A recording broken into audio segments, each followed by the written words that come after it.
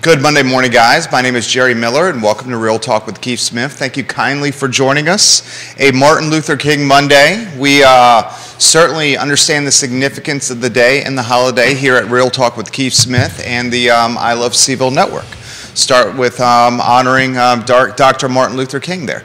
Judah Wickhauer, our director, we have to highlight him as well, audio and visual, thanks to the gentleman, the scholar, the friend, Judah Wickhauer. Today's show is going to be good. You, the viewer and listener, can join us for the discussion by shaping it with thoughts in the comment section.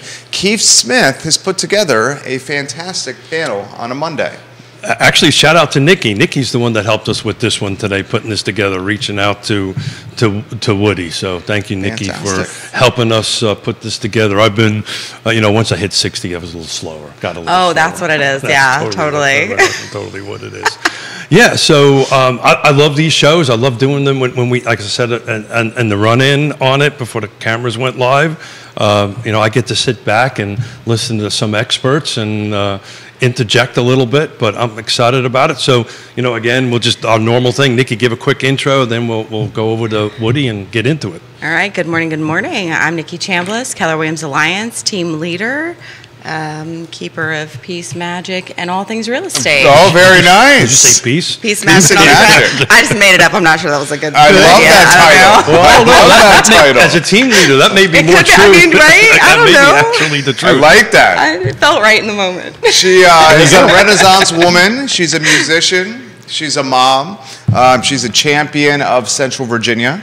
Yes. She is turned into just a great broadcaster, and she joins us a few times a month here on Real Talk with Keith Smith, and genuinely has really contributed to the program. Without doubt. Thank you. Yeah. And she's also, you're a biker, right? You got you were going on with the M's. I thought you were going to pop motorcyclist motorcyclist in there. I was like, no, it's Have you taken it out lately? No, I didn't think so. I'm a fair weather rider. A little cold. It's too cold. The first thing I did this morning, I got up, I looked at my weather app, and I went, okay, 55. I'll do a bike ride this afternoon. Give me some 60s and sun, and I could definitely hop out on the ride. Woody, introduce yourself, sir. Woody Fincham with Fincham & Associates. We're a local Central Virginia valuation firm. We do consulting and appraisal work for both residential and commercial now. And we really enjoy looking at a lot of real estate data. A bit of a nerd about it, but love it. Well, you're on the right show, because we like the real estate data here, don't we? Without a doubt. And I spent some time and sent that out to everybody. We're going to kind of tackle Fulvana County today, but I'd like to kick off a little bit how we ended last Friday's show, Jerry, if you don't mind. The reassessments, right? Woody, this is something right in your wheelhouse.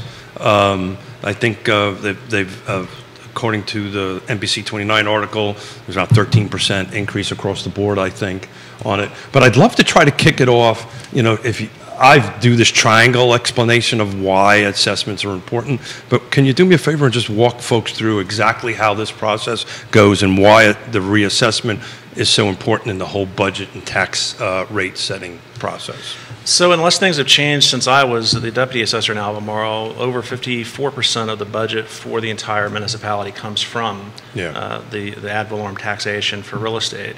The process is not that different than really what most real estate appraisers do, in the sense that they're collecting data, they're looking at listings, they're looking at market data.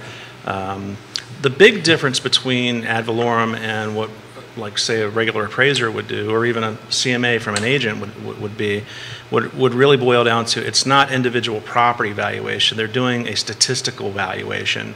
So, as an example, Forest Lakes, they look at the entirety of the subdivision and try to look at how the properties have been selling in there, and they'll do what's called a sales ratio study. And what that means is they look at what the value of the assessment is from the previous assessment, which in Albemarle will be each year.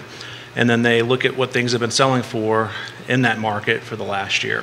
And if it's, if it's gone up, they will be at like 95 or 96 or even more percent of what the sales ratio would be on it. And that means that they're going to raise it up because the market has been appreciating.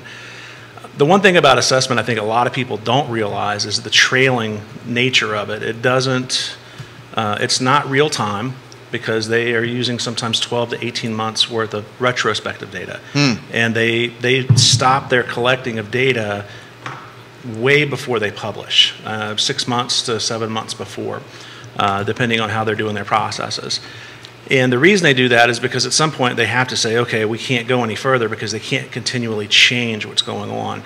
When I was there, we would reference what was going on real time just to see how we were trending comparatively to where we were when we cut off the assessments. And you know, it's just not something that's going to be real time. So when you go into an assessment appeal or something of that nature, you're always dealing with older data, and it's really important to understand when that effective date of that value is. So I want to get back to the appeal process here in a minute. Jerry, did you want to? Oh yeah, I love this stuff. So does that mean the reassessments that are happening now, how far behind are they time-wise versus real time? And then the second question is, as a concerned taxpayer who you know, taxes rub my skin, you know, are we to believe because real-time values have escalated even more? Say if this is like an 18-month value or a 12-month value, we know home values in real time have increased even more, that we can expect reassessments or assessments again to go up even more? Well, they won't, once the effective date's cut off or established for that assessment period, which again, I think it's in Albemarle at sometime around the middle of the year, maybe early fall. So any of the data beyond that, if you're in an appreciating market, your value should actually be a little bit lower than what the actual trend would be as of when they publish the data by a few months. So if they stop and say August, and they just published the data, what, a week, 2 weeks ago? For Albemarle County, exactly right. It was last week. There's 3, 4, 5 months there worth of data that they probably are not considering in it. Now, I don't even think individual property owners received their tax reassessment. No. Right. May, it comes out in May. So we're trying to get a little ahead of this. But Nikki, just to bring you into the conversation, back at the agent level, right? Yeah. So I know on our side of the house we have this conversation all the time. You know, why is the tax assessed value different than, let's say, the market value, the CMA? And so how do you navigate that conversation with your agents or your sellers? So in other words, we helped, and we'll get back into this in a minute, we helped some folks in Fulvana County, myself included. The assessment was 80 grand over what the market value was, and I actually, oh, wow. I got reassessed back to the number because I provided the current data. But I'm talking more about how do we have this conversation with buyers or sellers when they start looking at tax assessment and they think that's the real market value. Well, they're just two different things, truly. They're not the same thing at all. And not to mention that market value is the value at any given moment in time. Like, that's updated in the moment as we're having the discussion. Even from the point of signing a listing agreement to that listing going live, there's a reevaluation of that before that listing goes live, right? But that assessment, that is one point in time from data that is now months old, not to mention not evaluated in the same way that we do a market value assessment, right? So there are two different processes, not to mention historical versus current and in the moment. So those two things alone. And one of the things that I know we as agents really work hard to do is be very proactive in that conversation. Don't wait for someone to ask you about that. That needs to be part of your regular conversation, knowing that people have questions about it. How's the process different? Well, so I'm not sure on the assessment side as much, but as far as that market value, there's, depending on the property especially, a considerable amount of time that goes into pulling those comps. It's not quite the same as an appraisal. Right. And yet that's one of the things the more I learned about how an appraisal works, the more I was like, okay, so when I'm doing my market value, what can I do to have a more accurate picture of what the home's value is? But I'm looking for, let's say, a neighborhood like Lake Monticello, right? That's a really good go-to neighborhood. I'm going to look for homes that are within that same neighborhood, that have similar amenities, that have similar square footage, bedrooms, garage versus not, right? And if I can't find those, then there are next steps. But in a neighborhood like Lake Monticello, oftentimes we can find those quite simply, unless it is a more unusual property, right? The major difference between tax assessment, appraisal, and market analysis is on our side of the house, the market analysis and the appraisal. We actually go inside the home. That's right. Right? That's true. And we actually are in the home and looking and kicking doors or tires, whatever, doors or tires. Oh, don't kick the door. Whatever, kick the door. The Staff Sergeant Marine Corps came into my Oh, you know what? Okay, I get that, but, yes. we kick the tires, right? We kind of go through it and take a look at it. And that's the big difference, right? The big Yes. difference is that, and we've... Well, and oftentimes we've actually been in the homes that are comps as well because That's we're exactly out there in right. the market. I've had appraisers have conversations with me about when they're looking at a listing that I'm representing, right? And they mention, this house. And I'm like, oh, okay, so the pictures look like this, but I've been in this house, and here are the differences between the pictures and what I saw in person. And sometimes they're different enough that makes it not a good comp for sure. market value Yeah. or an appraisal.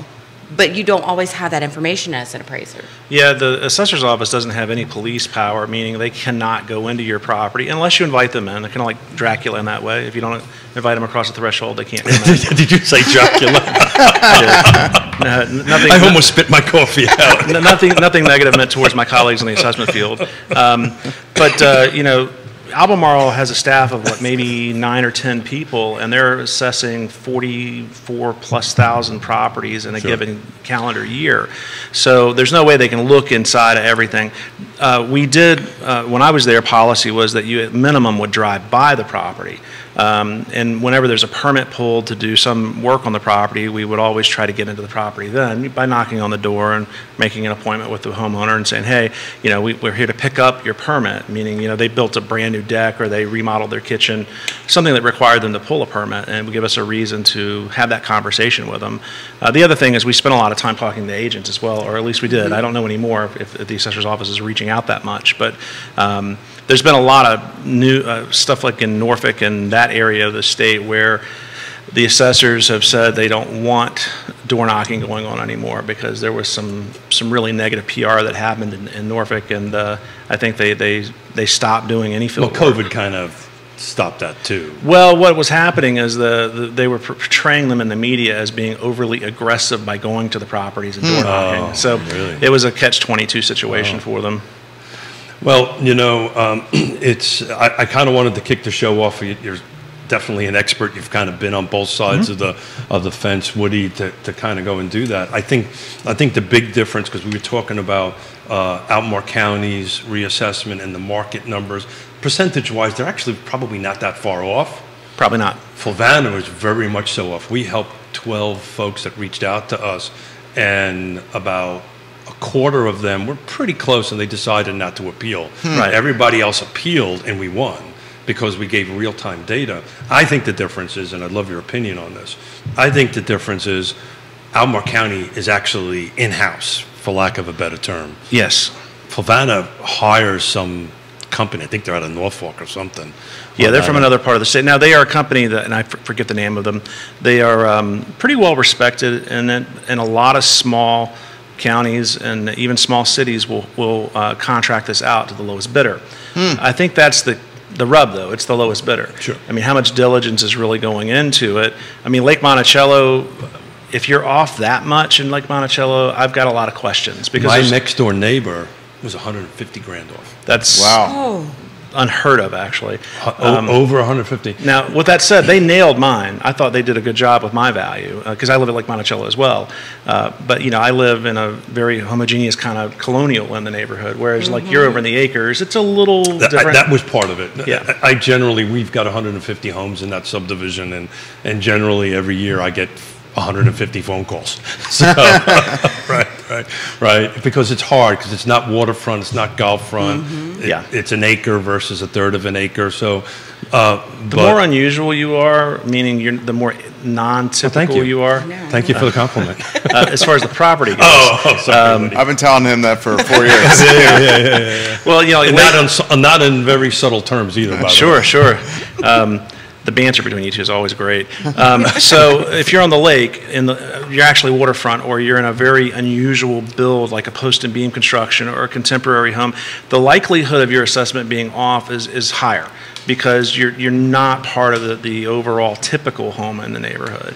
So just to kind of wrap up the assessment topic, the reason I wanted to start with that and speak to the successes that we had, when you get your tax assessment bill and you feel it's off, reach out to a trusted advisor, reach out to our team, anybody in the Keller William Alliance team or any other trusted advisor, real estate agent.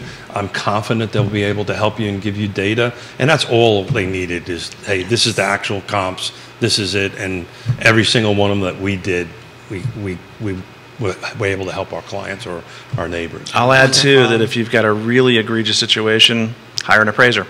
We do assessment appeals as well. I'll actually go in and work and sit with you at the Board of Equalization and work through it if that's something folks want to do. That doesn't happen a lot in residential, but when you commercial, it does. Oh, absolutely. Oh, yeah. There's a lot of money in that. Actually, there's a whole... What's that cost? Usually, it's going to be a percentage of... The appraisal can't be based on a percentage because there can be no contingency on it. So there's usually a flat appraisal fee, and then whatever the company that's doing the assessment appeal, they will get a percentage of what they save the company. As an example, when Coors did theirs over in Rockingham County, they had a tremendously high bill several years ago, and they brought in a tax rep to do that, which is a company that does assessment appeal, and the agent on that made a ton of money. I mean, like almost 6 figures, I believe. But they saved them a lot of money. And that's paid by Coors. Yeah, it's gonna be paid by them. Yeah. Yeah. Oh, because they're contesting. They're trying to save. Yeah, I get it. Save money. But please, lesser of two evils. Right. Two evils. Yeah. Lesser of two evils. Weevils. Two evils. Two evils. Woody's getting props. Zeke Mora, John. Is it Phelan? Awesome. Al Torres, Sandra Hard, Howard Kalar, all giving Woody props. Tough question for the panel here. Private appraiser, realtor, or city or county assessment? Which one's more accurate? With values. What Woody does, your CMA, or the number you get on a piece of paper in the mail from Alma. So we'll throw definitely that not one the out. number. Yeah, let's move that. That's not an option. Yeah. So really, it's between Woody or the CMA, and the private appraiser doesn't always go inside the property. You go inside the property. They're basing theirs perhaps on considerably more data, Woody, than the CMA. So how about them football games over this weekend? They were pretty good. So truly, Woody, though, because let me ask you a question. Because when you're doing it, yours is more of a, for certain aspects, more of a set calculation, right? No, it's not? No. Okay, it just seems that way for some people. Well, unfortunately, in my profession, it is that way in some situations. Some appraisers don't. They're checking boxes and they're filling out a form. And I like to say that the difference between a good appraiser and a bad appraiser would really be the amount of diligence they put into what they're doing and the amount of explanation that they do. And the difference would be, that most people would get is it's a difference between using a tax service like, say, Jackson Hewitt or a Liberty tax service. If you've got, the couple are filing taxes and they only have, each one of them have one job, there's no itemization, no property to really deal with, that's fine. You don't need anything more than that. But if you've got itemization items and you own a business, you own properties, you want a CPA doing your work. And that's the difference between an appraiser who really does the job and the other ones who are just kind of phoning it in. What we do is everything that we do should be a custom job with each property that we do. If I'm doing 4 in Forest Lakes in a given week, I shouldn't be doing each of those appraisals the same way. We should be looking at them, in very specific ways for each of them because each property has a different story to tell, and that's what I tell my crew. And when I'm teaching, when you're writing an appraisal, you got to tell me the story about the property and what it's doing. So it's more than numbers. It's way more than numbers. There you go. We're looking at both qualitative and quantitative data. Qualitative being, how maybe someone's looking at something subjectively. That's why I'll reach out to Nikki or to Keith when you guys have got a sale and say, hey, what was going on with this? It looks like it sold a little bit low. What's the story? Yeah, where the buyer's not motivated to sell it, or and oftentimes in a situation like that, you'll find out there was a divorce going on, or someone had to take a job and move immediately, so they were willing to be less heavy on getting as much as they can. So to kind of answer the question around. Did we get? I know. We're still getting there. I'm just saying. Did we get an answer there? I will be the politician at the table today. All right. But to answer the question in a roundabout way, unless it's a cash transaction, it really requires 3 entities to actually get there: a buyer, a seller, and an appraiser, because the appraiser is going to set the value for the loan for the buyer. So there's kind of 2 halves for it. The front end of it, I'll speak. Nikki, jump in, please. Okay. Sometimes when we're usually very successful with the data and having the folks that are listing go with our number, but sometimes we hit a brick wall, and that's when I say, hey, I'll tell you what, we'll pay for it. Go reach out to Woody. Let Woody go ahead and do the appraisal for it. Well, I believe so much in my numbers. We'll pay whatever the fee is. Have them go ahead and do that. But here's the deal. Whatever Woody's number is, that's the number that we're going to go with. And 9 times out of 10, they go, yeah, we'll go with your number. Right? Matter of fact, 99.99%. But it happens particularly on land transactions. Mm-hmm. I'm the land ambassador for Keller Williams, the region, and I was out west, and I can't tell you how many phone calls I get. Well, I don't know how to value the land, and the first question I said, do you have a trusted appraiser in your market area? Call them, say, let that person come up with the value. Land is very difficult to do right. There's, in my side of the profession, a lot of appraisers, if you read the appraisal report, they won't even put a land value in it, even though they're supposed to do that. Whoa. Say that again? They won't. A lot of them will not put in a land value, or they'll just parrot whatever the assessment says, which both are no-nos. You should never do that. Wow. And that's what I always tell folks: if you're going to hire an appraiser, if you're not going to hire us, at least do some research and find out who you're working with. That's just a corner that gets cut oftentimes in the appraisal profession. He's got questions coming in. Yeah. When you come on the show, we get a lot of engagement. I'm going to highlight that. No. When you come on the show, we get a lot of engagement. I want to highlight that. I want to make sure that's emphasized. I try to do that every time. When you come on, we get a lot of engagement. I try to emphasize that every time Woody's on. It might be the clean-shaven thing. I got you. Stephanie Wells Rhodes, for Stephanie. Woody specifically here. My son's new construction appraisal came in lower than expected. The report said Buckingham. We requested it and were told that it was the same in Fluvanna that it is in Buckingham. Does Woody agree with that? No, I don't. Buckingham is a tertiary market to the Charlottesville market. It falls between Lynchburg here and Farmville, and even Richmond.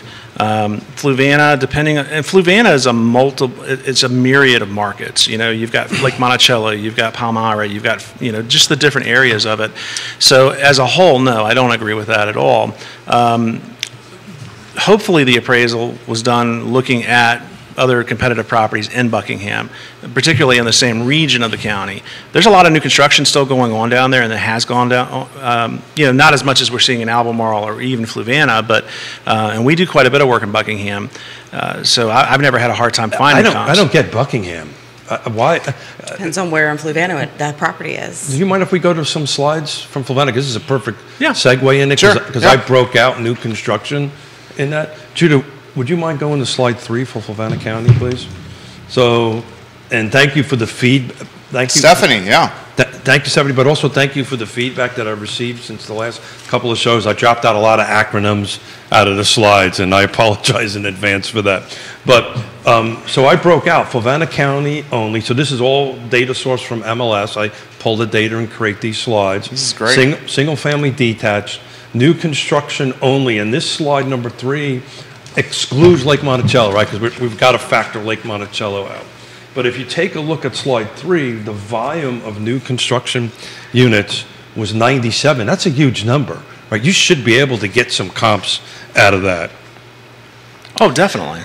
And this property it's Scottsville. It's right off 6 on Hardware Got Road. it. So that's definitely, Yeah, in Scott. Yeah. Yep, there you go. Nice. Very nicely done, Nikki. Reading the feed I know right there. I know this area. I'm like, those should not be the same. Don't in say Scottsville, Buckingham off and Route Fluvanna 6. the same. Well, maybe Road. they were thinking because it was so close to Buckingham, maybe. I still feel like that's a lack of thought. So what should she do? Give her when we're dealing with a weird property that's got maybe 150 acres, we might go over into Fluvanna because there's a limit. There's not a lot of volume or frequency of sales for those types of properties. We might be making a locational adjustment though for those as well, but you have to be really careful with it. With new construction too, sometimes they're going to come in under contract, and the reason is a lot of times borrowers will put every upgrade into the property that they want, and sometimes what you want will outpace what the market is willing to pay for it. So that may be what's going on there. It may not be. I don't know. But that's just one of the first things that come to mind. I've got some experience in this. I did 600 of them. Yeah. And that's exactly what goes on.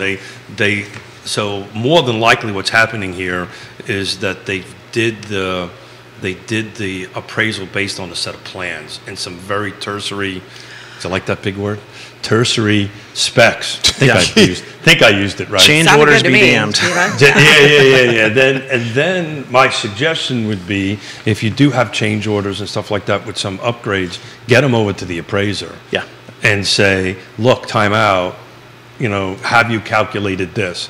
So on our side of the house, I've actually got a custom new construction meeting this afternoon. And, when we sit down. That you were taking the day off. Riding the bicycle. Yeah, that's still taking the day off. Okay. For a No, but that's at 12:30. Then I'm going to ride my bike at 2:30. Gotcha. Or not. But anyway, so when we sit down with the appraiser on that, I, as the agent, am going to have because I'm going to make sure I want to talk to the appraiser. Yeah. Right? And I'm going to have every upgrade that they have in it. Look, Stephanie, you might not get $1 to dollar. You might get 25 cents on the dollar, but you'll get something on it. Well, so this is a unique area too, because it's Fluvanna County and it's within the town of Scottsville, and everyone may not understand where the priority is and where you're comparing properties and that type of thing. Can you talk a little bit about that? Is it in the town of Scottsville or in the you know what? I don't know. It's hardware. I'd have to look up the map. Yeah, so it's not actually physically. Okay, so maybe not. We can ask her. Scottsville Stephanie. area. Yeah. So the Scottsville area in Fluvanna. Let's just pretend it were a property though, because the town of Scottsville covers 3 counties, right? Albemarle, Very good Fluvanna, point. and Buckingham. Well, it actually ends at the Buckingham border there at the James River. But the actual town? Yeah, the postal code. The postal code does. There we go. Incorporates Okay. 3 counties for Thank sure. you for clarifying. We run into that all the time too Yes. with mortgage companies out of the area. They'll order an appraisal and they think it's in Buckingham. It might be in Albemarle, or it might be in Fluvanna. So it's a weird thing. Yes. That we deal Well, it's with. like Lake Postal code Monticello. Lake covers Monticello is 3. Palmyra, but we're not Yes, in but it's Palmyra. really Lake Monticello. Right. Yeah. Well, I mean, not it's the own, same. Lake Monticello is its own census designated area, so it's its own thing. Yeah, but if you want to mail something. Oh yeah. you know. People still do that? I don't. Yes. I still yes, I still do. mail. Me I too. like it when I get something that's not a Talk bill about or mail. junk. Did you know it went up 66 cents now or something like that? Is it? I did not know Yeah, that. Yonna was. We went out and bought a bunch of stamps because we, like $200 worth of stamps because we did want to. Apparently, This is if like you listening bought, to my mother, who was born in 1933, talk about Pepsi Cola costing 5 cents. Okay, I totally used to collect stamps as a child, so we're He's just gonna 60 say now, that. Woody. He's 60. 60's not old. So let's just go back to 60 the Woody, idea Woody, of I Fluvanna. love you, man. Thank you. 60's the new 40. It is. I agree. You're my best friend, Woody. That's great, Keith. But on that slide 3, if you don't mind, if I Yep, jump go in for right it. now. Yeah. One of the things that I wanted to note on it, and it's interesting on new construction, because when we start looking at some resales, the volume starts going up and down. But if you take a look at the bar charts on that, new construction's been kind of a steady increase, rather low in 18 and 19. It was flat around 32. But to jump up to 97, and Judy, if you go to slide number 4, now, Woody, to your point, I did not segregate outside of Lake Monticello HOAs, right? You might have some more data on that. But if you take a look at where we're at, the median sales price on new construction is $403 and 22. That's roughly $60,000 over 21. But you kind of, other than 18, 19 was a little bit off, you start looking at this steady increase. And we go back to look at Lake Monticello existing, you'll see numbers changing a little bit. So new construction actually in Fluvanna surprised me, frankly. I didn't expect to see these numbers because I really it's doing well. Looking. Any thoughts on that, guys? I mean, it is a strong niche in the market for sure. I mean, we do a ton of new construction, and it's probably 50% of our business, or was. I mean, things are changing this year big time for what we're doing and what we're being hired to do. But it's been coming on like gangbusters, and cost is such a relevant data point for new construction. You know, the cost of labor, the cost of materials, the supply chain issues we've been having with everything, that's really caused pricing to go up. And, you know, folks are happy to have a home built. I think a lot of consumers like having the idea of having a brand new home. I had this debate with Greg Slater on the way in this morning. Did you win? No. Let me rephrase that. I thought I win, but he won't admit that I won. You know, because when I do these numbers, I always exclude new construction because I think it skews the numbers. The volume of the dollar amount is so different. So if you look at, let me see if I can get this right. On slide 4 for 2022, it was 403 was the median sales price. But if you go to Fluvanna County single family detached, this would be slide number 2, which excludes Lake Monticello and new construction, we're at 358. So roughly we're over 50 grand more. That's median, right? This is average prices. So I always pull out new construction because I think, and correct me if I'm wrong, because this would be a debate that Mr. Slater and I are having. Well, what's his argument based on that new construction does not skew the data? Because from a layman's perspective, it looks like it skews the data. Yeah. We have more comments coming in. So. We're going to have to get him on the show. I think it ended with because I said so. Well, you're starting to compare apples to apricots. You know, I mean, when you're dealing with existing construction versus new construction, existing construction is going to have a lot of older stuff. Yeah. So when you're dealing with a property or a group of properties that are 55, 65, 75 years old, their pricing points are going to be way different than new construction. They will skew the data. There's more property that's existing than property that's being built. So that's always, and it's usually a higher volume point in our market. So that's always going to push the data towards the median, and the median in this case is going to be pushed towards the lower part of the range because you've got a lot of existing construction that's older. That's a good take right there. Thank you. I'm going to call him on the way home. Yeah, you should just play the show. Yeah. Greg, listen to this. Yeah, at such and such, and I got to write that down. Okay. Yeah, you got to give Greg Hold props. your phone up to the speaker. When it comes to new construction, Greg is the guy. I mean, he absolutely is. I'm excited about having him because I've got him to commit to it. We're working on a date. I'm looking forward to the little back and forth live. Rich Blackman, the third, giving him props. Nicole Allen, Nikki Clark, giving him props. Joshua Smith, giving them props. Nicole Allen agrees that land is the hardest to appraise. She says the appraiser doesn't always set value per se. Alone says contract or appraisal value, whichever is less.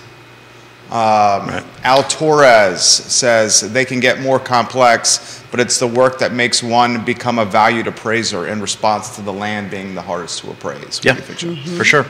More comments coming in. Joe Meyer, materials are getting better, but HVAC equipment in certain categories of ceramic materials like tiles, clay bricks, cement-based building materials have gotten slightly worse. I've got a couple of custom customers I'm working with. We had this conversation over the weekend.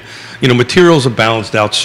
Look, historically, I've been doing this for 35 years. Materials kind of go up and down, concrete, vinyl, stuff. The big problem is the labor. Oh, yeah. Just that's the struggle, and the conversations we're having with custom builders, which is, I'm glad for them, not so glad for my client. They're like, we're delivering mid-24. Yeah. Well, I mean, if you're lucky, we'll start in 23. We live in a very great region. I love where we live, and I don't mean this as a negative takeaway, but in the sense that we our economy is getting built around the fact that we want all of our kids to go to college, we want to become middle managers and stuff like that. You can make a killing for a living if you want to get into the trade professions. But the trade professions are it's a more cyclical feast or famine kind of thing. It can be very tough unless you know how to have a sustainable plan to do what you're doing. But I can't fault contractors right now for trying to make as much as they can, because there was a while there where they weren't making hardly anything. Yeah. Takes a lot of wear and tear on your body and health potentially too. For sure. So if you're not set up in a plan where you're moving up to owning and running, and also covering healthcare and keeping that in mind, that can be a challenge. It certainly can. And they're making great points. The developer and home builder that's on our active client roster, he sells his current house every 2 years.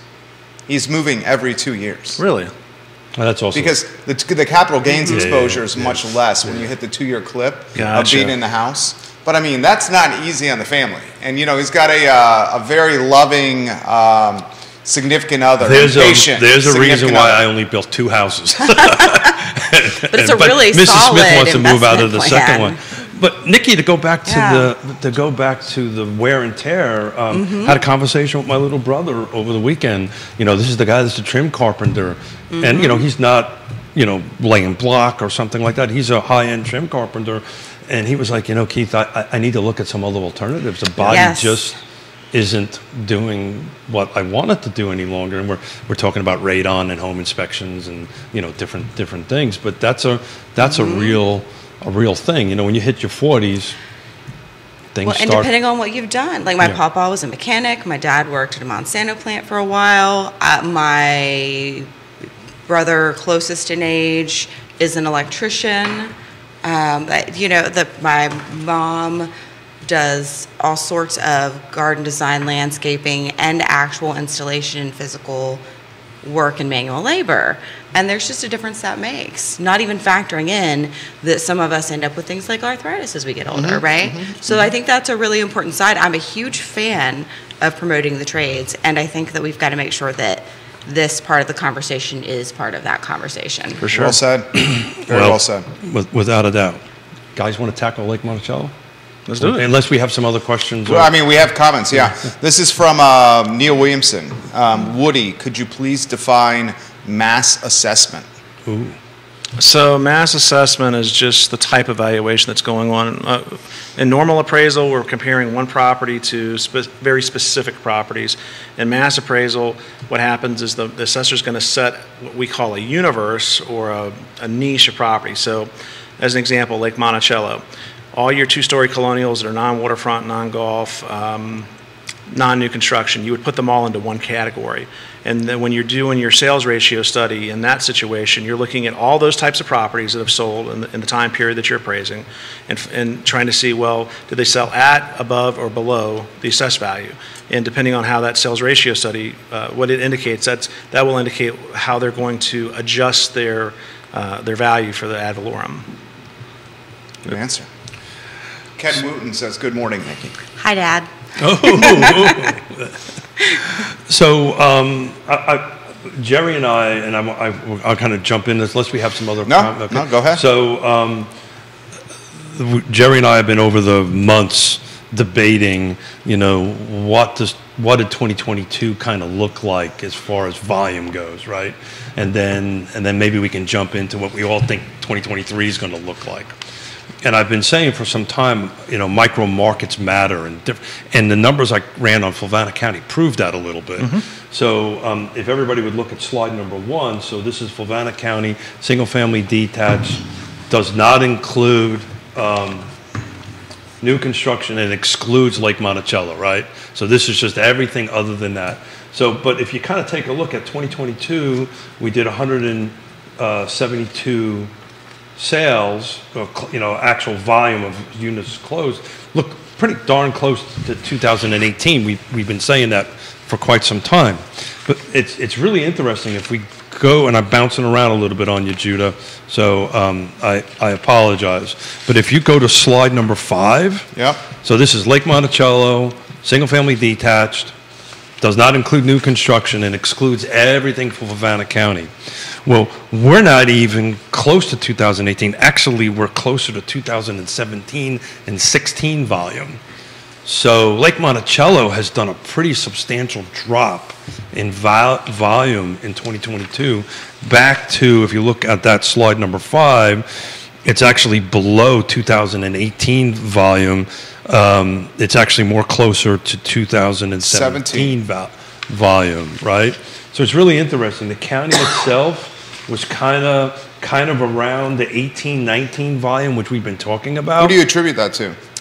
That's what I wanted to ask Woody and Nikki. I didn't finish these until late last night, and I actually didn't expect to see that, to be frank with you. I expected Lake Monticello maybe volume to be a little bit better, and I don't know what it is. I don't know if it's due to pricing. I think Lake Monticello has gotten pricier. There was a time where Lake Monticello, where if you wanted to get a house, you were looking at Lake Monticello and a couple other areas. Now, find me a home in great shape for below 3 at the lake. Well, how about below 350 at the lake? Well, slide 6 will prove that to you, right? So if we take a look at the volume is kind of all over the map on the bar charts. 318. Right? But if you go ahead and look at 6, we're at 318, and we're steadily climbing from 215 up to 318.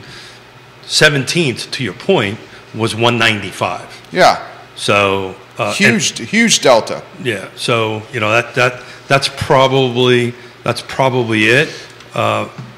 We had this conversation on Friday. Where does housing affordability start? Right. It's probably below 3. No, it's closer to a 2. That's what I'm saying. Oh, got it. So, if you want to hit that 80, because I know this is the chair of the land trust, if you want to hit 80% AMI purchase in this market right now, you got to be somewhere between 2 and 215. Right. We haven't seen those numbers since 2017. The affordability index for Charlottesville as a whole, Fluvanna, the whole area. I mean, if you're in that category, you're going to have a really hard time finding a home. Yeah. So Nikki, you're probably renting. How do we have this conversation with our buyers that are in that price range? How do we have that conversation? So do you mean needing something in that 200? Because it happens. Like I have a sales meeting every Tuesday, and the first 15 minutes is we're sharing what we've got coming on the market and what our buyer needs are. I mean, they can get and a I have condo. A list. Well, a lot of times maybe, and if you add in the condo fee, a lot of times that makes it unaffordable for people who need that price range. Mm-hmm. And I'm not saying it's not still a good deal, but it's still not going to work for them, right? So I'm looking at January 17th, 2022, last 7 days. I'm looking at it right now, car footprint, last 7 days.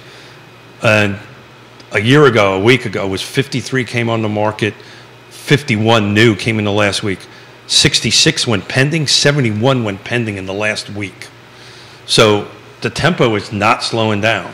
No, not at all. So what do you make of that? Well, which question? I'm like, but I was on the first one. I know. Well, no, but the other one though, people are remember I got ADD. I'm done with that. Me too. I know, which meant I took a deep dive into the first question. Well, answer the first one. We'll get back to that one. Well, a lot of people are expanding where they're going to look. Truly, sometimes it's a matter of, okay, well, if I need a house in this price range, maybe I'm going to move somewhere else. And sometimes that means they're going to also do a job change, because then they're too far away to hang on to that job that they have. Let's just say in Charlottesville, for example, because they're only going to be able to drive so far, pay so much in gas, spend so much of their time, and the numbers still work out. Yes, it is. And that's concerning. That's concerning. It is a huge concern. Yeah. So I'm looking at these. I pulled up the 50. And then also, who's going to do those jobs? Mm-hmm. The 51 that came on in the last 7 days. 5 of them are under 199.5 and under. Excuse me, 6. I apologize. 199.9. Then it jumps to 230. I mean, you can find 220 and under close in the urban ring, and a place I know well with an investment property is Villas at Southern Ridge. But to Nikki's point, the monthly dues are $200 a month. And that $200 a month is basically a utility bill that's going to get the place expensive for people. You got 218 right now, a 3-bedroom, 2-bath in the Villas at Southern Ridge. That's 10 minutes from UVA. Yeah. And most buyers want single-family detached. Yeah, but to Nikki's point, To get in you the got to market. start changing your criteria. Do you live in Waynesboro and change jobs? Yes. Or do you stay here and, Oh, see, and get a Waynesboro's condo? not quite far enough to change jobs for a lot of people. Or maybe Right. it's Truly, right? But maybe What would you say, Harrisonburg, Fredericksburg? or like Yeah. depending on which direction you're going to Sure. go. Yeah. But I will say part of that conversation, to go to your second question, I think, I'm not sure, because I forgot what it was now. It's okay. Would So be did awesome. So we're in the same ADD boat. But when you're looking at that price range and the people who want that standalone structure with, the yard and all the things, what do they want right now versus what do they want 10 years from now? Those two things probably need to be different things. So this needs to be a stepping stone. For Have the sure. condo Yeah. be a stepping point, whether it's that they stay in it long enough where there's some equity and they sell it because they're just not wanting to do the investment route of life, or they stay in it long enough for it to be a valuable investment property, and then they can take the opportunity to take a next stepping point and upgrade to, maybe it's not a condo, maybe it's even a townhome still, depending on what our market is in the moment, said. right? Yeah. Yeah, so I've been saying this for quite some time. It's 6 things: location, price, features, condition, timing. Is it the right time?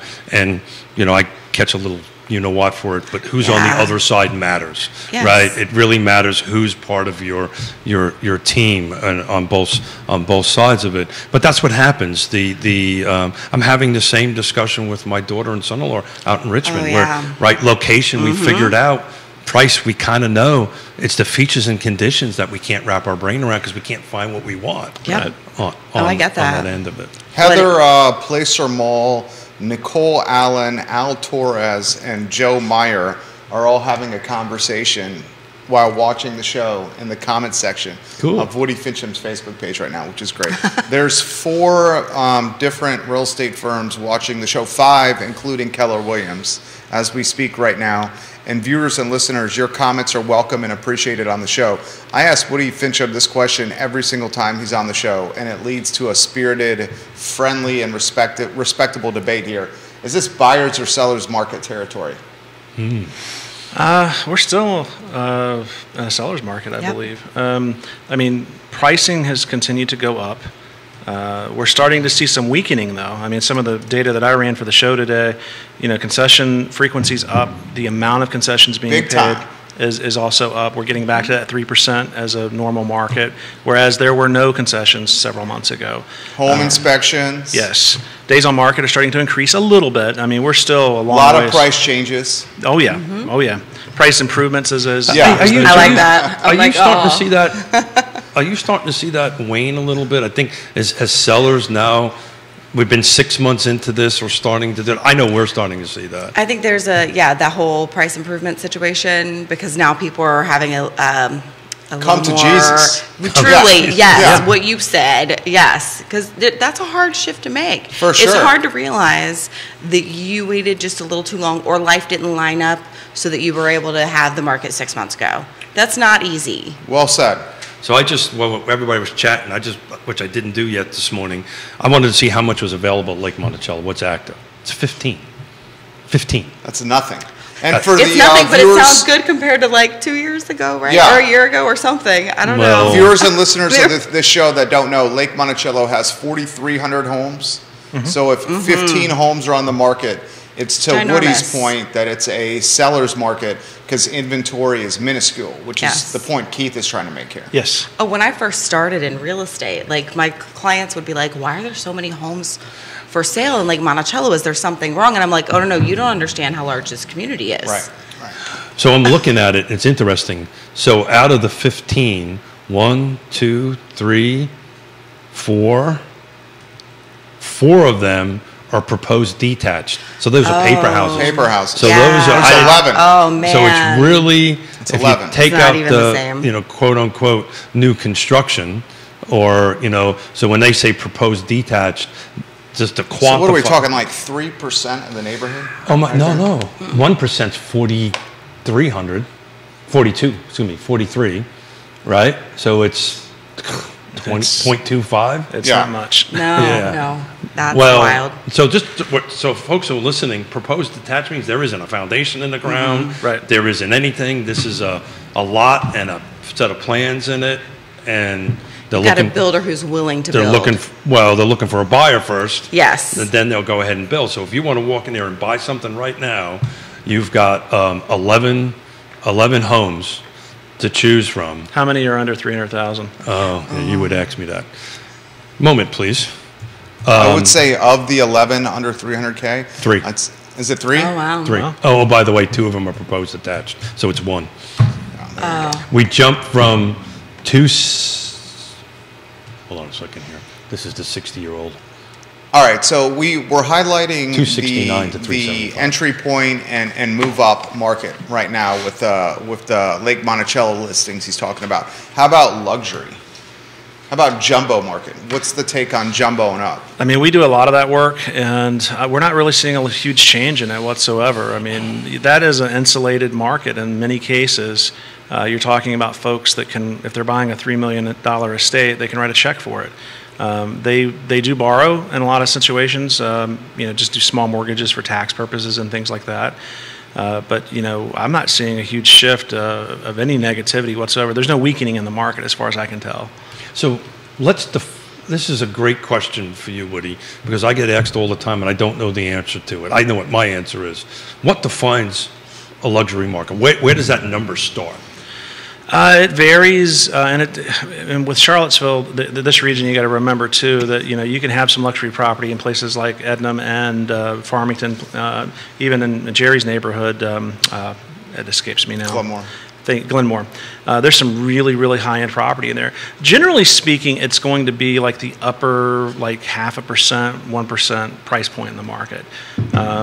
Explain that, please. So, I mean, what's our median sales price for the region? I forget. Oh, for car? Yeah. Look at that. I think I have that slide. Actually, we have to. I didn't bring it with me. We'll have to go to Real Talk with Keith Smith and pull down the reports column. 570. Albemarle County. Albemarle County. So we're just talking Albemarle County. 570. 570, but the car footprint is, I think, what you were asking. Well, I mean, Albemarle is a good. Okay, so let's call it 570 because that's where a good majority of our luxury estates are going to be. So I mean, you're probably getting up into. I mean, $1.5 million is not even. I mean, they're very nice homes, but we're not getting into that very unusual high-end custom. So the 2 buyers I'm working on custom homes, we had to have that. Okay, cost expectation conversation. So you're saying luxury is 1.5 and above? In Albemarle Probably. County?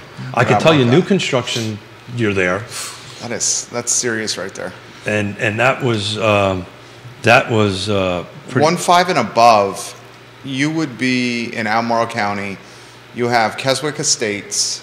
You have the farms or farmettes and estates in Keswick. Yep. Maybe a little bit of Troy, the Albemarle County side of Troy. You got 1.5. Ednam Forest has got 1.5. Ednam Village perhaps does not. That might be a stretch for Ednam Village is going to be under $1 million most of the time. Yeah. Farmington certainly above 1.5, and then along the Owensville, Tillman, Ivy corridor, and maybe the Rocks, you could find 1.5 and above. Yes. Neighborhood off 64, and the one adjacent to it.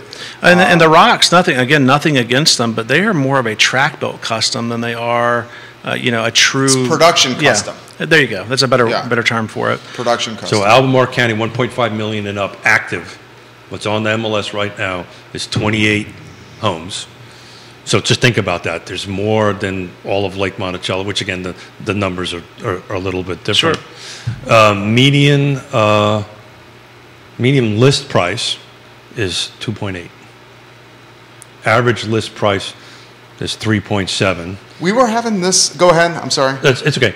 15 are in pending, so the ratio is a little bit not the 1-to-1 for sure on it. But the median list price, pending price right now is 1.7 million. So to your point, they're probably around that. While you were asked the question, I want to look at what's sold in the last 6 months at that price point. What's the median or close to the middle of the acreage range on those properties? Oh, you would ask that. I changed from the slide. I've got mine right here. I can. You got yours. Look at that. Hold on a second here. I can tell you that here in a minute. CMA summary. We're on pending or list. Listings, I think, is a better metric. So acreage is 40. The median size is 49 acres. Yeah. So I mean, you're buying a lot of land. Average, believe it or not, is 95. Yeah, that's a lot. Well, the upper end of the range is going to skew the average big time because you've got several hundred acres on some of those properties. So I'm just out of curiosity. I want to see while you were chatting. And back to your point, Jerry, I mean, those areas you all mentioned, yeah, they are all very prominent areas of the market. But Albemarle and the whole region, there's so many big estates all over. I mean, you can go anywhere in the county almost, and even if it's one of the lesser expensive areas, you're going to have a few estates right there, and they're super high value properties. We were having this discussion with Anonymous, who, as you know, is a data guy. Yeah. And he calls himself a finance refugee from Manhattan. This dude has a number of houses around, let's say, the world. One of them is in Charlottesville. And now perspective is relative here. You're talking a data guy, a finance guy that's very wealthy. And he said in the grand scheme of things, Charlottesville does not have a ton, he's talking city specifically, of high dollar property. He said if you think about Charlottesville City, how many pieces of property can you name that say are 1.5 million or up? Or even if you raise that bar to 2 million or up, you don't have a lot. And we attributed that to the lack of land in the city with some of these properties. It's not like you were getting a ton of real estate. Yeah. And he tried to put that in perspective. It would be condos more than likely. Well, and he tried to put it in perspective with Manhattan. He goes, anywhere in Manhattan where he's from, you got 2, 3 million and up. For about this big. That's what I'm saying. That's what he's saying. Yeah, I mean, Manhattan's a different universe, really. Not even a different place, it's a different universe. I mean, there's a lot of high-end 1.5 and up property in the city. Charlottesville City. Yeah, you get around Rugby, around the university. We do a lot of, I call them estates, but they're not. But I mean, for the city, they are big. Some of these things have 2 acres, an acre or so of land, and you can subdivide that land into several lots at that point. So the land value just there. As soon as I lose my mustache, it'll be easier. Well, Neil's got a question on that right now. Neil asked this question of all the experts we have on the show. Do you believe the upzoning is going to impact housing affordability? How do you see the upzoning impacting Charlottesville's real estate ecosystem? When does zoning not affect it? I mean, all the time. Anytime zoning changes, it's going to that perspective is definitely changing. Does it change for affordability? It depends on how we do it. I mean, it's one of those things that anything that you want to do it's a great idea. Should you do it? That's another question, and it's how it gets implemented. I mean, if we don't figure out a way to bring in some more affordable housing, our service industry is going to be completely destitute. Yeah. I mean, look at. I think it would be non-existent, to Nikki's point. Yeah, I mean, look at not even here. Look at other cities like Vail and Breckenridge. They're actually allowing accessory dwelling units to be built en masse now. And like if you've got a commercial property, you can put an apartment on it where you used to not be able to do that under their zoning, but they've upzoned, and so now they're allowing folks to come in and that are working at 50,000 or below, whatever the income level is there, and they're able to. It's almost like rent control, but it's so people don't have to drive. Yeah. The last time I went to Jackson Hole, which is one of the most wealthy places in the country, you've got people driving from an hour and a half to go there. Yeah. I mean, and they're working as a restaurant waitress. It's sad. Well, does it impact? I mean, but that happens here though. They're not driving that far, and they're still not an hour and a half, but they're coming from the other side of the mountain. There's still some housing inventory that caters to frontline workers. Now, should there be more? 100%. Do we think it impacts housing affordability? How it's going to play out now? Well, I mean, I may or may not have conversation with bartenders on a regular basis, and I do ask them where they live, and they generally are partnering up, right, roommating up, and they're renting and all that stuff, so they can stay close. Do you think it impacts housing affordability? Absolutely. You do think it will impact housing affordability? I do, but again, it's going to be how the implementation's done. If we upzone and allow investors to take it over and just do to the market, open market rentals, apartments, that's what I think is going to happen. You're not going to fix the problem. We've got to have some way of setting aside doing some rent control or something. And I hate rent control. I think the concept of it doesn't The word work. even hurts saying Yeah. that. I don't think we'll have rent control here. But we need something that's going to allow folks that need this type of apartment to live in. Well- and if you leave it to just the general consensus, I mean, short-term rentals are still banging away in the city. And So Ned Galloway and myself are giving a presentation tomorrow to the Charlottesville City You Council. guys hang out a lot together, you and Ned. He might like a gin. Yeah. It could be. I don't know. From time to time, it's at a local watering hole. But we are actually, as chair and vice chair of the Regional Housing Partnership, are going to be giving a presentation to it. And this topic I intend to talk about. They gave us a half an hour, which was a mistake. So we're gonna talk for a half an hour. But I do want to bounce backwards a little bit. I don't think it's going to impact housing affordability. What do you think, Nikki? I think it's going to be what Woody said could be a potential scenario where developers and investors and speculators buy them and create for market housing. So if you go back to the tape on, Nikki, just give me a second. If you No, go you're back good. to the tape on Friday, going. to Woody's point, it's not about they're going to do it. They're going to do it. It's the how. What are the strings that are going to be attached to it, or what's the process they're going to be put in there? So, for instance, out in Seattle and Portland, they've done the same thing. Those who watch and listen to the show heard me say this before, but they allowed land trusts, they allowed parking, they've changed all the criteria to it. The other thing is they'll find out once they do this, now they got to figure out how to get the building codes to match what they're trying to do. Well, so then what do we do to make this, instead of it depends on how they do it, how can this be impacted so that they do it well and it impacts our community well? It's a great question. So you go in front of them and talk for a half an hour. Thank you, Keith. And Ned. You thank Neil Williamson because he's doing this He's and amazing. there for Yes. us all the time.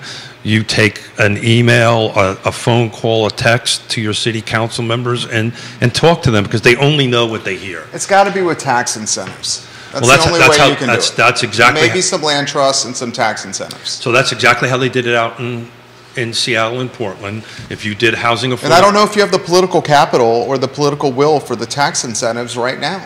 I mean, rent control gave you the heebie-jeebies. You start saying tax incentivizing developers, what do you think the heebie-jeebies are going to be then? Because that's basically what you're saying. I think it's two different things. But that's how they did it out in Seattle and Portland. They said if you did something for housing affordability, we gave you a $15,000 tax credit. You got to connect to the water and sewer for free.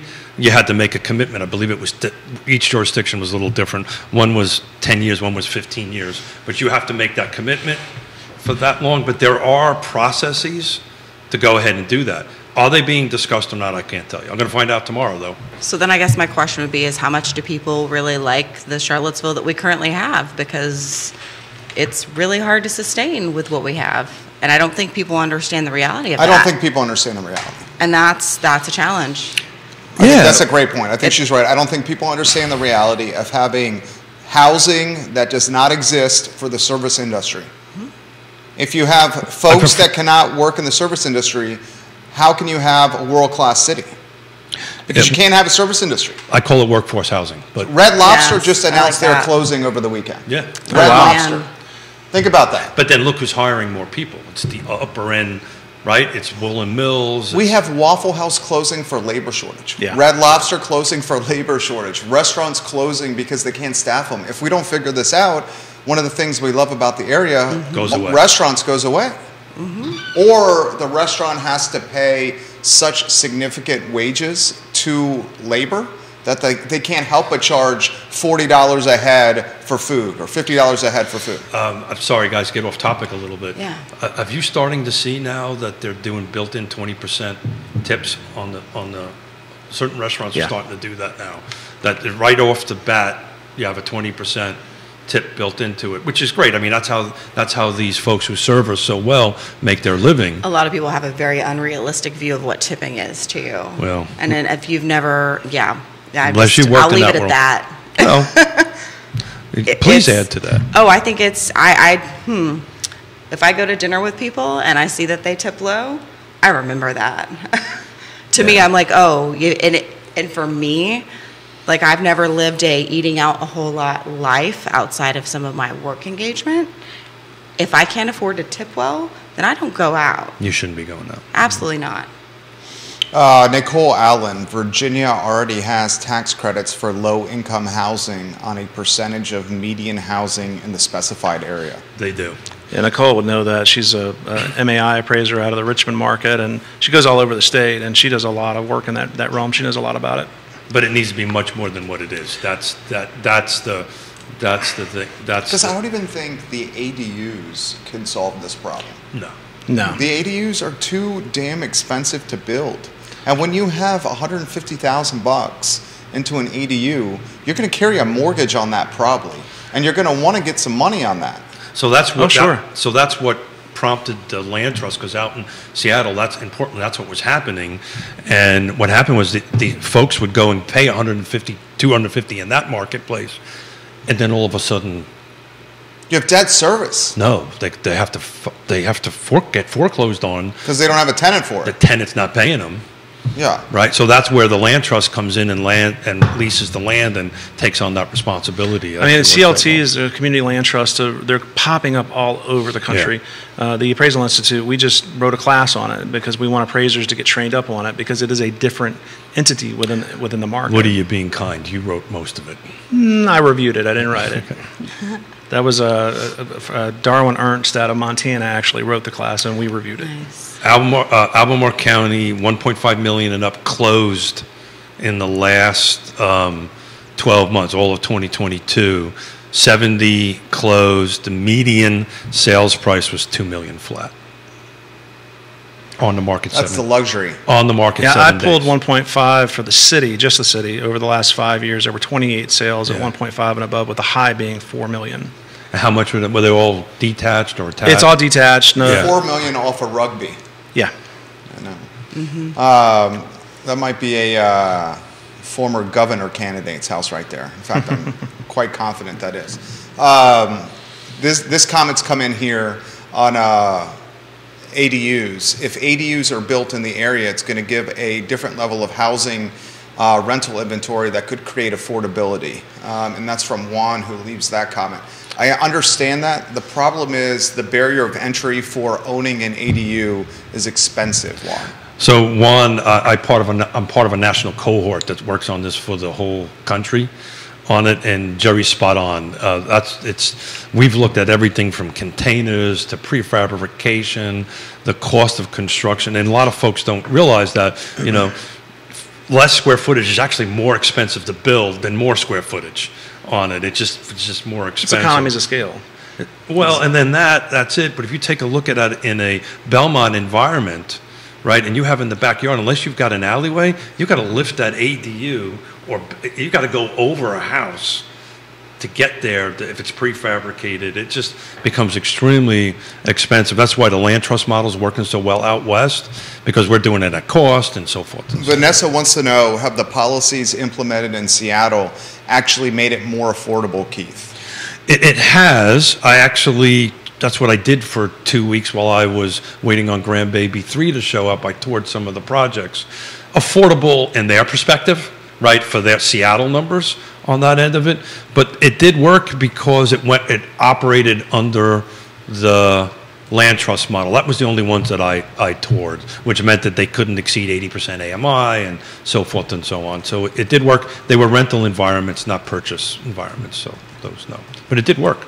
Not huge numbers, though. I mean, to Jerry's point, find a builder right now that'll build an ADU for you. Good luck with that. Well, I mean, as far as solving being a solution to the problem, it's not. It's a very nuanced problem, like anything in real estate. But ADUs work in larger cities that have a lot of older housing stock, where they have zoning that prevents you from having the additional dwelling unit on it.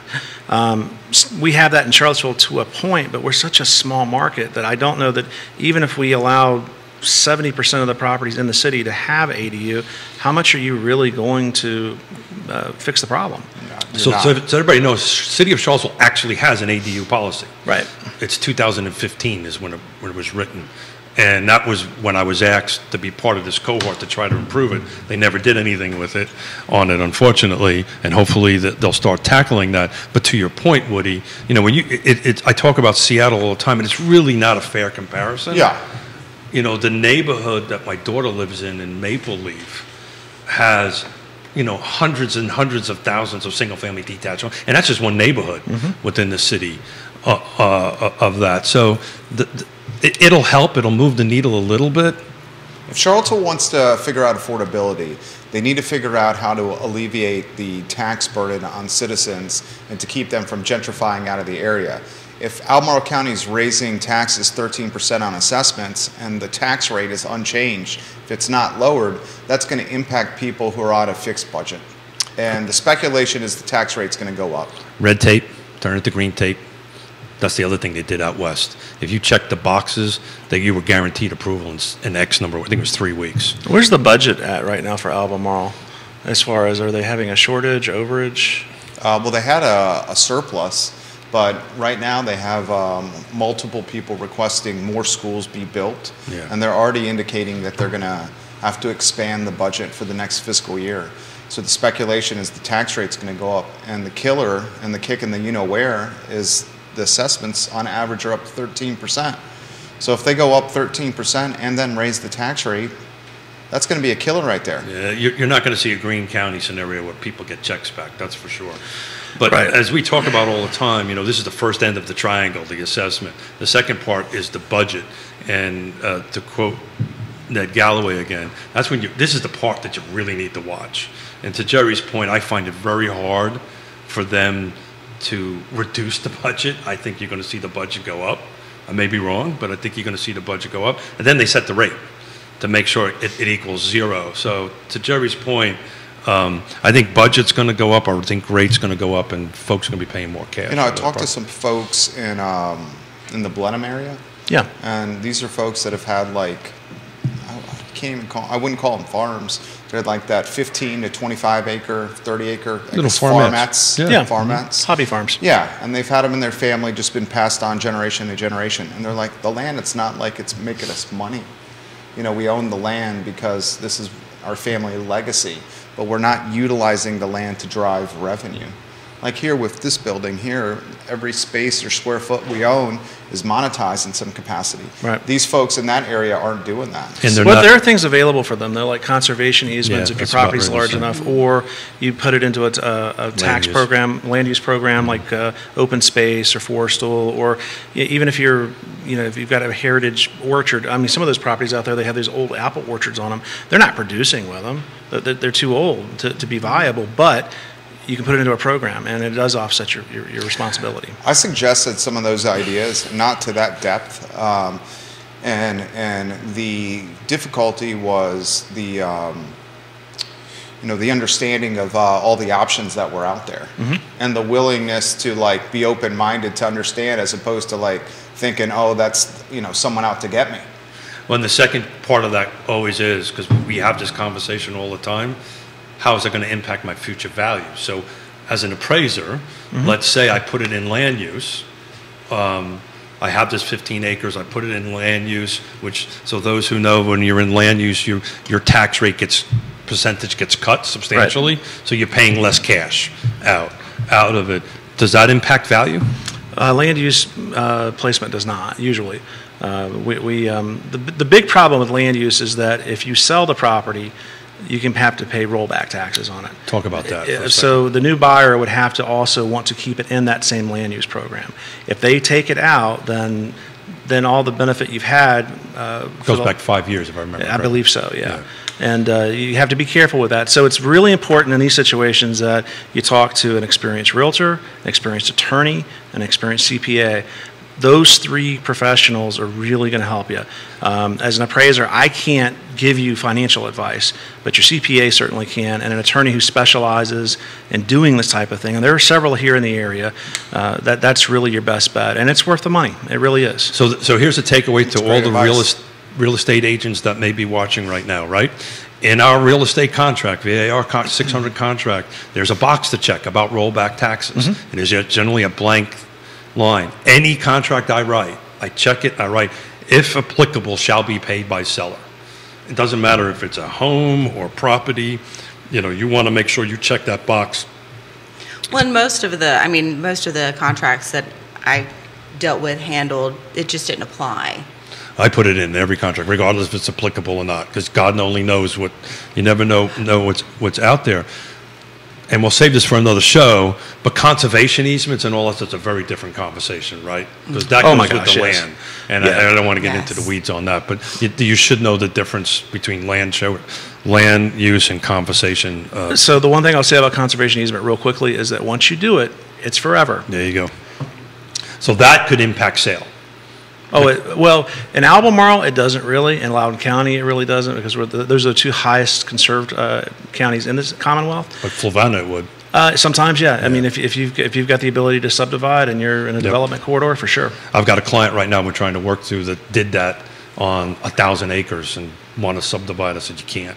What do you mean I can't? I said, you can't. Yeah. So. How about some closing thoughts here? What do you think of the 2023 market, Nikki, and how the year is going to shape out? We're, crazy. 16th of January right now. Yeah. I think it's challenging. Real estate always is, and especially compared to the last couple of years, I think it's just going to be one of those things where for those who in real estate as professionals who have had their systems in place, they have their business side of things set out well, they're leveraging where they need to leverage, or they're willing to when they reach certain points, I think they're going to be fine. I think they're going to keep doing what they're doing. They're going to tweak as needed, which is what they've already been doing. They're not going to feel this so much, right? Anyone who doesn't already have that set, they're going to feel that. And then from the consumer side, making sure that you really are working with someone that is that trusted advisor who knows what they're doing, it's really important. Well said. What do you think, Woody? I think the market's going to continue to increase as far as the sales prices go. Unless something major in the economy happens, I don't really see much changing. I think buyers and sellers have finally gotten acclimated to where we are with the rates. And, life's going to continue to go on. People need to move. They need to take a new job. They need to do this or do that. I think where we're at is we've taken a lot of the folks that don't necessarily need to buy but just wanted to change. The COVID market really helped that out because money was so cheap. Now that money's back at it's still an affordable rate by historical perspectives, but now that we're back to a more normalized rate, I think we're just going to continue to see it. And I think Keith's usually right on point with this. The 2018 indication, we were increasing value in 2018. We just weren't doing it to the rate that we've done it the last couple of years. I agree. Thank you, but I think the volume will be closer to 17, 18. I think the percentage increase will be that. But Jerry, you'll be interested to hear this. I had my first conversation over the weekend. Lake Monticello wanted to sell their house, put their house on the market. They bought it 2.5 years ago. And we sat down around the kitchen table, and at the end of the conversation was they stayed. They decided not to sell because they looked at what their rate was at that point and what was available and what life changes. There's another blessing happening, another child coming along. And they decided to put, which I thought was the right decision, which is going to impact inventory. Sure. Mm-hmm. Vanessa Parkhill, one comment to close, and then Keith. She says, to truly open the rental market, we are going to have to accept change to the character of our town. Yeah. Hopefully a well thought out change, but change nonetheless.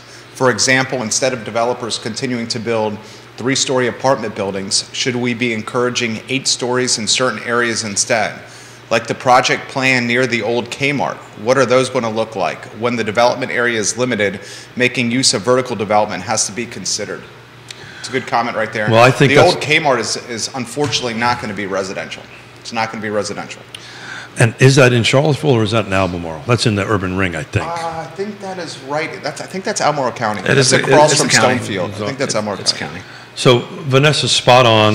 That's the reason why please help or contribute to Neil Williamson's Free Enterprise Forum. That organization is providing data for everybody and information for everybody.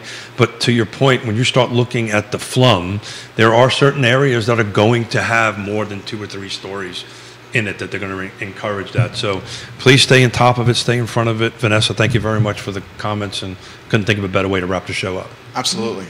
Nikki Chambless, Woody Fincham, Keith Smith. The show is archived at Real Talk with Keith Smith. We're going to put these slides on the website. Is that right? Yeah. Yep. Mm-hmm. Awesome. So these data points are archived on realtalkwithkeithsmith.com, and they're actually very digestible and easy to read. I thought you did a great job with those, Keith. Thank you. It's took us a while. We've done different versions of them, but I think we landed. These are the best ones. I think we landed on the right formula. Good work today. Thank you. Judah, thank you. The I Love CVille show is up in 52 minutes. Thank you for joining us. Take care. Good job, guys. Thank you, guys. That was excellent. Woody, you are excellent. Appreciate it.